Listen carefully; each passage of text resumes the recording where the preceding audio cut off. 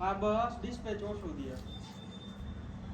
હા બસ ready ready. હા તો રેડી. આ સૌથી બિગેસ્ટ હતું અહીં આટો માજવાળાનું. કલાકે 500 કેજી ક્લિનિંગ થતું જાય અને કટાઈ લોટી થતો જાય અને નોખું પાડતું જાય.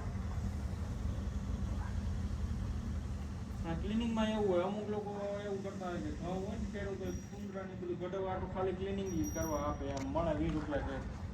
હા બે માલ એમાં જોઈન્ટ સાયકલ જ આવે. એમાં તું વચ્ચેથી ફાટો છૂટો કરી નાખ ને એટલે લોટના ન્યા કટા ભરાવ.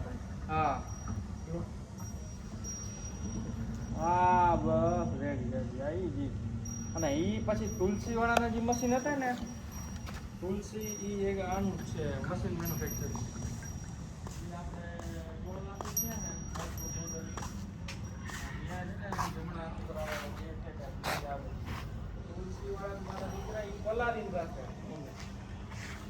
એમાં તો વોટર વાળું હતું. એ તો એનો પ્લાન્ટ સમજવા ગયા હતા. એ પલાળીને રાખે અને પછી એ લોકો આગલે જે પલાળેલા ઘઉંને બીજે જે ઉકળીને પડી જાય એના મશીનમાં પ્રોસેસ થાય. હા એનું એમ કેવું હોય કે અમારી ચટણી એની પથ્થરવાળી આ બધી જે આપણે જોઈ હોય ને એ કેવી લેડુવાળી આવે. હા અને ઓલી ચટણી એની પથ્થરવાળી આવે. પથ્થર એની ટાંગવું પડે.